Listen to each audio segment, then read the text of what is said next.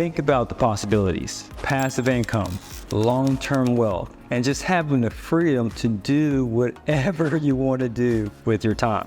But it all starts with just your first multi-family property. And I'm here to guide you along the way. Now, don't just dream about financial freedom, seize it. Let's dive in. Anyone can get into multifamily real estate investing, and I'm referring to buy and hold strategy, meaning you're buying a property, you're holding on to it until either A, gets on his last leg, or B, gets on your last nerves. That's what I'm referring to, okay? Anyone can do this. And you might be saying, yeah, right, Juan Pablo.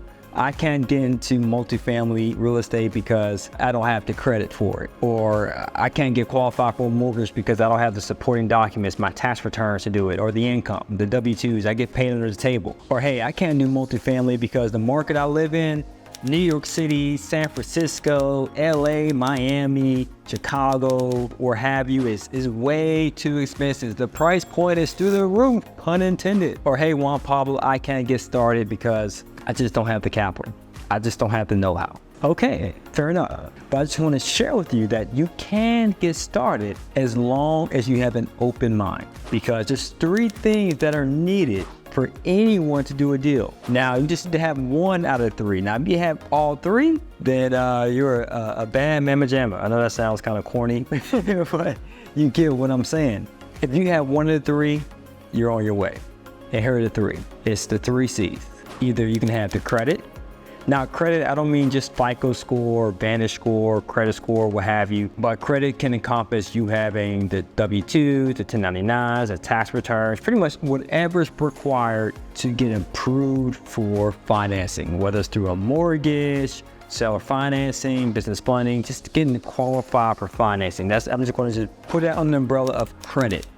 All right, having credit is a great thing. Looking good on paper, in other words. The second C is cash. So whether you have savings, retirement accounts, you might have business funding, you might have business credit, you may have access to limited partners, you may have access to private money, private equity, private loans, you may also have business income, all that cash, money in the bank. I got money in the bank, Charlie was thinking. All right, and the last C is this right here, baby, the competency. Meaning that even if you lack the first 2 C's, the credit and the cash, but if you just know what you're doing, if you happen to have the connections and you're that entrepreneur, that synergistic glue who's able to bring all these resources together, then yes, you can get deals closed in multifamily if you bring that competency to the table. Now, this is the key. With multifamily properties, assuming that you're able to bring at least 1 of the 3 C's to the table, it is the ideal investment. So let's break that down for you. I is income. So you might say, well, can anyone really get involved in multifamily? Is that possible? Can a 2-month-old baby, does the 2-month-old baby have the competency, right? Does a 2-month-old baby have a credit score? Does a 2-month-old baby have a lot of money, in the bank and know what to do with it? If not, then no. Again, anyone can get started multifamily investing as long as they bring 1 of the 3 C's to the table. All right, the more you can bring to the table, if you have the competency and the cash, great. You have the cash and the credit, but like the competency, great. You can partner with someone else who does. As long as you have 1 of 3 C's, you can do it. Now, let's get back into income. Just want to share with you that for 1, it's all about belief, right? You can do it. And for 2, I'm selling on the reason why you should do it. Okay, so let's get into it.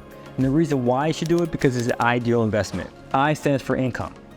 When you buy multifamily properties, buy and hold, you're holding on to it for the long run. You receive income. More particular, cash flow, the passive income, which is defined as your gross rents or gross income, because you could receive income from laundry machines, vending machines, application fees. So we're going to say gross income minus your OPEX. That's your operating expenses, the taxes, insurance, property taxes. Also, it could be utilities if you pay for that as a landlord. It could be your property manager, all your operating expenses needed to operate your property. Then minus your debt service. The debt service means, in layman's terms, money you owe. You might owe money to your mortgage company. You may owe money towards your uncle who lent you money. You might owe money towards a business credit card. You may owe money to seller financing, whoever you owe money to. And then what's left over is the profit in your pocket, the cash flow. And that's what makes multifamily great, is because other ways of investing may not produce income, but on a passive basis.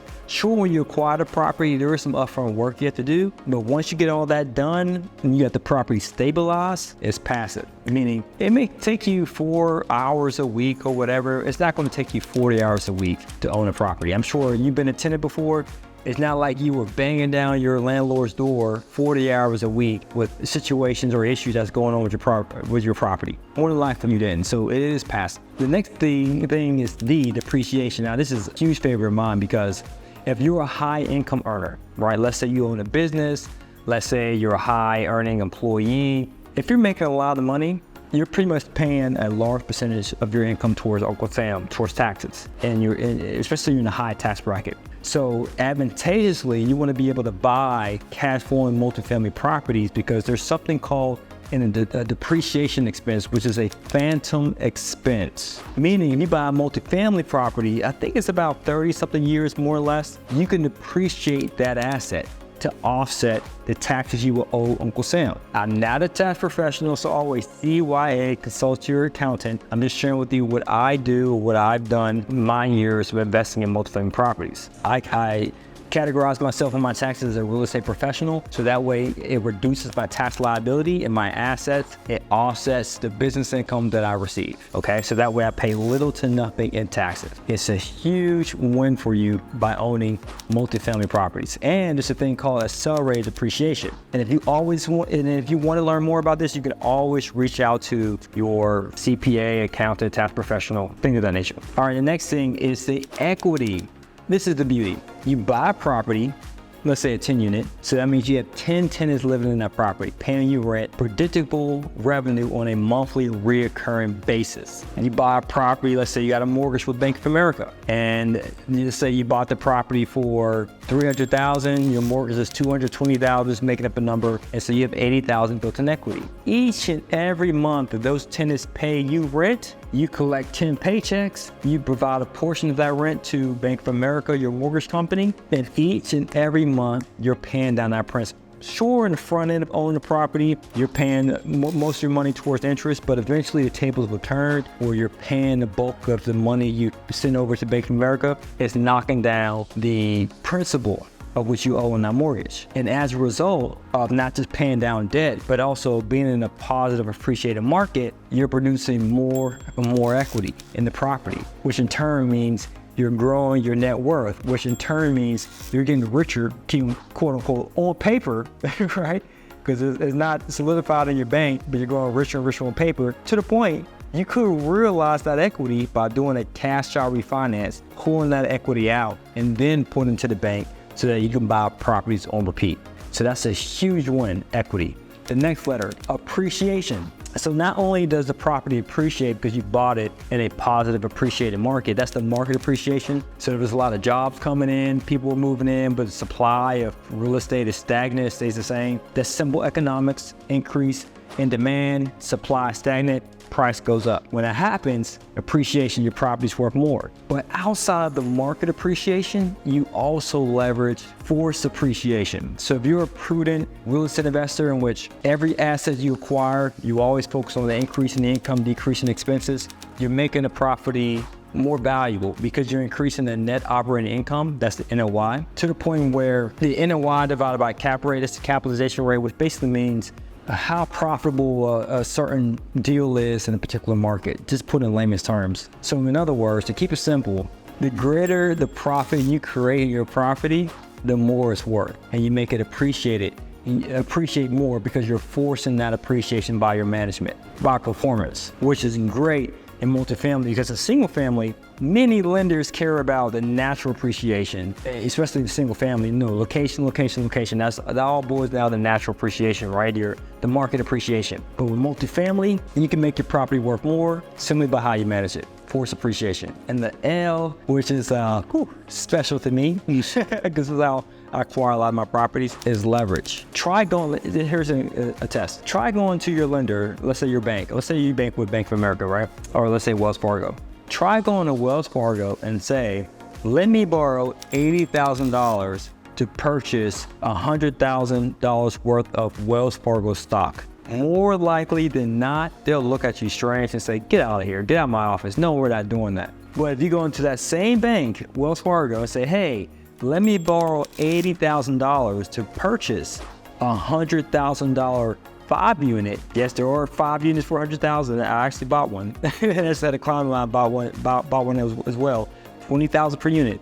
But going back to the scenario, Wells Fargo, they will lend you $80,000 or even more in some cases to purchase a cash flowing property. But they won't necessarily lend you the money to buy their own stock. Real estate has the power of leverage. Now, we just talked about one form of leverage, going to a commercial mortgage lender. But what about seller financing? What about partners? What about private equity? What about private money? There are many different ways you can leverage your asset. Like we talked about earlier, cash out refinance. There's many ways you can leverage yourself into acquiring an asset. And once you acquire it, you can leverage the equity, pull it out through a cash out refinance. So in short, I share with you, 1, believe that you can do multifamily. Anyone can do it, as long as you have 1 of the 3 C's or more: credit, cash, and credibility. And 2, once you have the belief system down, you gotta have the why down as to why multifamily is the best thing since sliced bread. And 90% of all millionaires have done it. Why can't you? Now that you've learned that, for one, anyone can invest in multifamily, whether you have multifamily in your backyard or out of state, whether you're tall, short, skinny, or fat, whether you have a high debt utilization, low credit score, tons of money, little to no money in the bank, whether your uncle is a real estate agent, or no one in your circle that's a real estate agent or a real estate investor, anyone can do real estate. Now that you know that they can, and secondly, that it is the ideal investment, in contrast to many different investment classes out there and many different real estate strategies out there, such as fix and flip, wholesaling, and so forth. You can do it, and it's the most ideal thing. So now I'd like to share with you how you can reinvest your business profits to earn 10, 20K in passive income through real estate investing.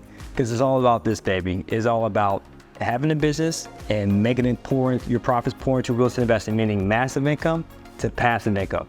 As always, guys, this is to your success. Continue to earn passively, live passionately. Peace.